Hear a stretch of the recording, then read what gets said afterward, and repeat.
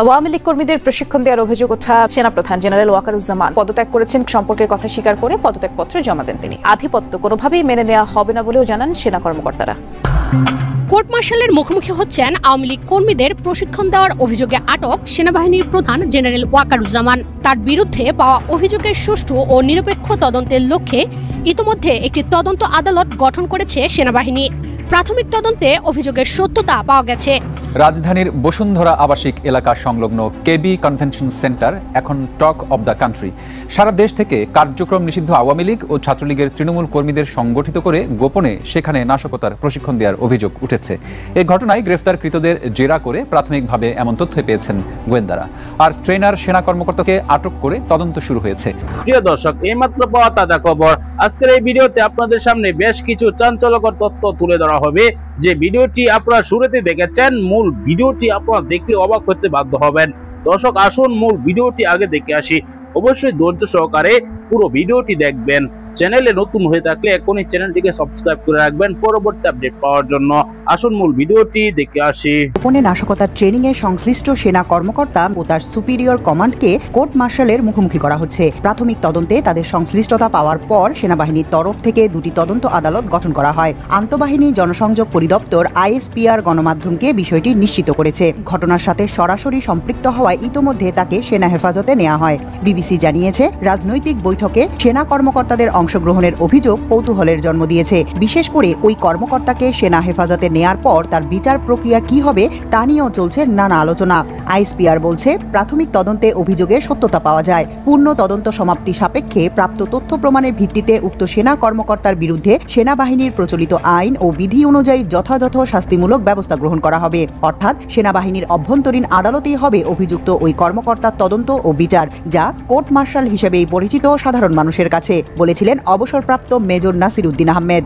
এই বিচারিক প্রক্রিয়া নিয়ে নাসিরউদ্দিন আহমেদ বলছেন, ম্যানুয়াল অব বাংলাদেশ আর্মি ল, যা কোনো কোনো ক্ষেত্রে বাংলাদেশ মিলিটারি ল বলেও পরিচিত, সেখানে এই বিচার প্রক্রিয়া সম্পর্কে দিক নির্দেশনা দেয়া আছে। তিনি বলছেন, এই আইনের অধীনে নারী নির্যাতন ও যৌতুকের মতো কিছু বিষয় ছাড়া যে কোনো অপরাধের বিচার করার সুযোগ রয়েছে। অভিযুক্তের র্যাঙ্ক এবং অপরাধের ধরন বিবেচনায় পৃথক আদালত গঠন করা হয়। তদন্ত আদালতে অপরাধ প্রমাণ হলে বিচারিক আদালতে সুপারিশ পাঠানো হয়। র্যাঙ্কের ভিত্তিতে কোর্ট গঠন করা হয়, যেখানে অভিযুক্তের পক্ষেও একজন কর্মকর্তা ডিফেন্ডিং অফিসার হিসেবে কথা বলার সুযোগ পায়। উভয় পক্ষের এই যুক্তিতর্কের রেকর্ড রাখা হয় বলেও জানান তিনি। রায় দেওয়ার পর অভিযুক্তের কোনো আপত্তি থাকলে বাহিনীর ঊর্ধ্বতন কর্তৃপক্ষের কাছে বিচার চাওয়ার সুযোগ থাকে। তবে একবার যখন সেনা আদালতের রায় হয়ে যায়, তখন এটা সিভিল আদালতে যে আবার সেটার বিরুদ্ধে ওইভাবে লড়াই করা যায় না। ক্ষেত্রবিশেষে এই কোর্ট মার্শাল কাউকে মৃত্যুদণ্ড, যাবজ্জীবন কিংবা 3 মাসের কারাদণ্ড দিতে পারে, এমনকি শুধু চাকরি থেকে বহিষ্কারও করতে পারে। এটা তার অপরাধের ধরন ও মাত্রার উপর নির্ভর করবে, এমনটাই জানান নাসিরউদ্দিন আহমেদ। সাবেক এই সেনা কর্মকর্তা বলছেন, ম্যাজিস্ট্রেসি ক্ষমতা সহ সেনাবাহিনী যখন মাঠে থাকে তখন একটি চাঁদাবাজিও অস্বাভাবিক বিষয়। সেখানে এই ধরনের অভিযোগ খুবই স্পর্শকাতর। এটি খুব সিরিয়াসলি ডিল করতে হবে বলেও মনে করেন তিনি। এর আগে নাশকতার লক্ষ্যে রাজধানীর ভাটারা থানার বসুন্ধরা আবাসিক এলাকার পাশে কেবি কনভেনশন সেন্টারে আওয়ামী সন্ত্রাসীদের প্রশিক্ষণ দেওয়ার ঘটনায় মেজর সাদেকুল হক সাদেকের সংশ্লিষ্টতা পাওয়া গেছে। প্রাথমিক তদন্তে সত্যতা পাওয়ায় তার বিরুদ্ধে তদন্ত আদালত গঠন করেছে সেনাবাহিনী। এছাড়াও তার কর্মস্থলে অনুপস্থিত থাকার বিষয়ে আরেকটি তদন্ত আদালত গঠন করা হয়। তদন্ত শেষে আদালতের সুপারিশ ক্রমে সেনা আইন অনুযায়ী প্রয়োজনীয় ব্যবস্থা নেওয়া হবে। গতকাল শুক্রবার আইএসপিআর থেকে পাঠানো সংবাদ বিজ্ঞপ্তিতে এসব তথ্য জানানো হয়। আইএসপিআর জানায়, মেজর সাদেকের অনুপস্থিতি সংক্রান্ত কমান্ড রেসপন্সিবিলিটির বিষয়ে আলাদা আরেকটি তদন্ত কমিটি গঠন করা হয়েছে। দায় নিরূপণ করে সংশ্লিষ্ট ব্যক্তির বিরুদ্ধেও ব্যবস্থা নেওয়া হবে। মেজর সাদেকের পেছনে কারা রয়েছেন তা বের করার চেষ্টা করছেন গোয়েন্দারা। অসুস্থতার অজুহাতে দীর্ঘদিন তাকে অনুপস্থিতির সুযোগ সৃষ্টি করে দেওয়ার পিছনে কারা রয়েছেন তাও জানার চেষ্টা চলছে। নিরাপত্তা হেফাজতে নেয়ার আগে কক্সবাজারের রামু ক্যান্টনমেন্টের কর্মস্থলে মেজর সাদেক 150 থেকে 198 দিনের মতো অনুপস্থিত ছিলেন বলে জানা গেছে। সেনাবাহিনীর তরফ থেকে প্রাথমিকভাবে বিষয়টি গোপন রাখা হলেও পুলিশ তৎপর হওয়ায় আর চাপা থাকেনি। মেজর সাদেক ক্ষমতাচ্যুত প্রধানমন্ত্রী শেখ হাসিনার নিরাপত্তা দায়িত্ব পালন করা পিজিআর এর প্রধান মেজর জেনারেল জাহাঙ্গীর হারুনের জামাতা। Major general Jahangir president guard regiment PGR এর প্রধান থাকাকালে মেজর সাদেকও সেখানে কর্মরত ছিলেন। মেজর জাহাঙ্গীর কুমিল্লার জেনারেল কমান্ডিং অফিসার জিওসি হওয়ার পর তিনি সাদেককে তার এডিসি করে নিয়ে যান। সেখানে সাদেকের সঙ্গে মেয়ের বিয়ে দেন। জানা গেছে, গোপালগঞ্জে সেনাবাহিনীর গাড়ি পোড়ানোর ঘটনায় মেজর সাদেক সাদেকের সংশ্লিষ্টতা রয়েছে। সাদেকই গোপালগঞ্জের আওয়ামী ক্যাডারদের প্ররোচিত করে গাড়ি পুড়িয়ে দেওয়ার সুযোগ করে দেন। রামু ক্যান্টনমেন্টে বদলি করা হলে তিনি সেখানে যোগদান করেননি। গত 6 মাস ধরে তিনি ঢাকায় অবস্থান করেন। এ সময় আওয়ামী ক্যাডারদের প্রশিক্ষণ দেওয়ার কাজে যুক্ত ছিলেন সাদেক।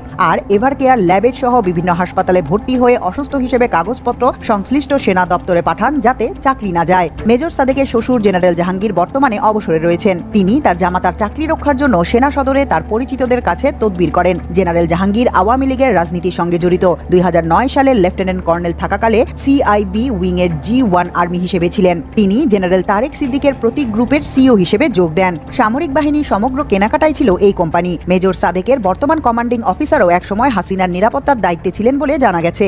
আইএসপিআর এ বিজ্ঞপ্তিতে বলা হয়, সম্প্রতি একটি আইন শৃঙ্খলা রক্ষাকারী বাহিনীর মাধ্যমে সেনাবাহিনীর এক কর্মকর্তার বিরুদ্ধে রাজনৈতিক সংশ্লিষ্টতা সংক্রান্ত অভিযোগ পাওয়া যায়। অভিযোগ পাওয়ার সঙ্গে সঙ্গে সেনাবাহিনী বিষয়টিকে সর্বোচ্চ গুরুত্ব দিয়ে বিবেচনা করে। এর প্রেক্ষিতে গত 17 জুলাই ওই কর্মকর্তাকে তার নিজ বাসস্থান রাজধানীর উত্তরা থেকে আটক করে সেনা হেফাজতে নেওয়া হয়। পূর্ণ তদন্ত সমাপ্তি সাপেক্ষে প্রাপ্ত তথ্য প্রমাণের ভিত্তিতে তার বিরুদ্ধে সেনাবাহিনীর প্রচলিত আইন ও বিধি অনুযায়ী যথাযথ শাস্তিমূলক ব্যবস্থা গ্রহণ করা হবে। এ বিষয়ে পুলিশ ও অন্যান্য আইন শৃঙ্খলা রক্ষাকারী বাহিনীর সঙ্গে প্রয়োজনীয় সমন্বয় সাধন করা হচ্ছে।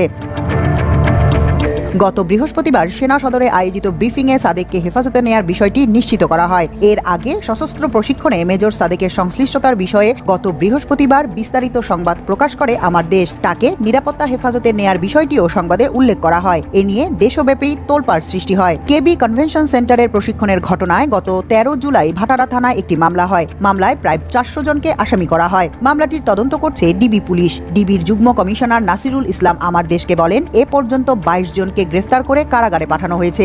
আসামিদের গ্রেফতারের লক্ষ্যে অভিযান চলছে। নিরাপত্তা সংশ্লিষ্ট সূত্রে জানা গেছে, প্রশিক্ষণের মূল দায়িত্বে ছিলেন মেজর সাদেক ও তার স্ত্রী সুমাইয়া জাফরিন। সাদেকের সঙ্গে হাসিনা পুত্র সজীব ওয়াজেদ জয়ের যোগাযোগ রয়েছে। জয়ের নির্দেশেই তিনি ঢাকা শহরে আওয়ামী লীগদের সংগঠিত করছেন বলে যে তথ্য বেরিয়েছে তার সত্যতা বের করার চেষ্টা করছে আইন শৃঙ্খলা রক্ষাকারী বাহিনী। তবে সার্বিক তদন্তের স্বার্থে মেজর সাদেক ও তার স্ত্রীর মোবাইল ফোন ও ল্যাপটপ পাওয়া দরকার বলে জানা গেছে। আওয়ামী নেতাকর্মীদের সমাবেশ ঘটিয়ে সরকার উৎখাতে ষড়যন্ত্র সহ সার্বিক বিষয়ে বিভিন্ন সংস্থা সমন্বিতভাবে কাজ করছে। রাজধানীতে এ পর্যন্ত হওয়া সবকটি গোপন প্রশিক্ষণে অংশ নেয়া প্রায় সবাইকে চিহ্নিত করেছে গোয়েন্দা সংস্থাগুলো। এ সংখ্যা প্রায় 2500 বলে জানা গেছে। এছাড়া অর্থের যোগানদাতা হিসেবে একাধিক ব্যবসায়ীর গতিবিধি পর্যবেক্ষণ করা হচ্ছে। নজরদারিতে রাখা হয়েছে তাদের। সরকার উৎখাতে আওয়ামী নাশকতার ছক অনুযায়ী এর আগেও রাজধানীর অন্তত 4টি স্থানে প্রশিক্ষণ দেওয়া হয়। এর মধ্যে সুরক্ষিত একটি স্থানেও প্রশিক্ষণ দেওয়া হয় বাছাই করা ক্যাডারদের। কলকাতার সল্ট লেকের বাসায় বসে সরাসরি ঢাকার এসব প্রশিক্ষণ সহ সার্বিকভাবে সরকার উৎখাতের পরিকল্পনার বিষয়টি তত্ত্বাবধান করছেন ক্ষমতাচ্যুত আওয়ামী সরকারের স্বরাষ্ট্রমন্ত্রী আসাদুজ্জামান খান কামাল। তাকে সহযোগিতা করার জন্য তার সল্ট লেকের বাসায় অবস্থান করছেন ডিএমপির পলাতক সাবেক কমিশনার হাবিবুর রহমান সহ কয়েকজন আওয়ামী নেতা ও পুলিশের সাবেক কর্মকর্তা। অন্যদিকে দিল্লিতে অবস্থান করা পলাতক অতিরিক্ত আইজিপি ও এসবির সাবেক প্রধান মনিরুল ইসলাম এবং ডিজিএফআই এর সাবেক প্রধান পলাতক লেফটেন্যান্ট জেনারেল মুজিবুর রহমান ভারতীয় গোয়েন্দা সংস্থার রয়ের নির্দেশনায় তাদের কৌশল। প্রিয় দর্শক, সম্পূর্ণ ভিডিওটি দেখলেন। দর্শক, বর্তমান সময় এই ভিডিওটি মুহূর্তে ভাইরাল হয়ে গিয়েছে, সেই ভিডিওটি আপনাদের সামনে তুলে ধরেছি। দর্শক, এই বিষয়ে আপনার কি মতামত কমেন্টে জানাতে পারেন। পরবর্তী নিউজগুলো সবার আগে পেতে এখনই চ্যানেলটিকে সাবস্ক্রাইব করে পাশে থাকা বেল আইকনটি অন করে রাখবেন। দর্শক, এই মুহূর্তে বিদায় নিচ্ছি। পরবর্তী ভিডিওতে দেখা হবে। ভালো থাকবেন, সুস্থ থাকবেন। আসসালামু আলাইকুম।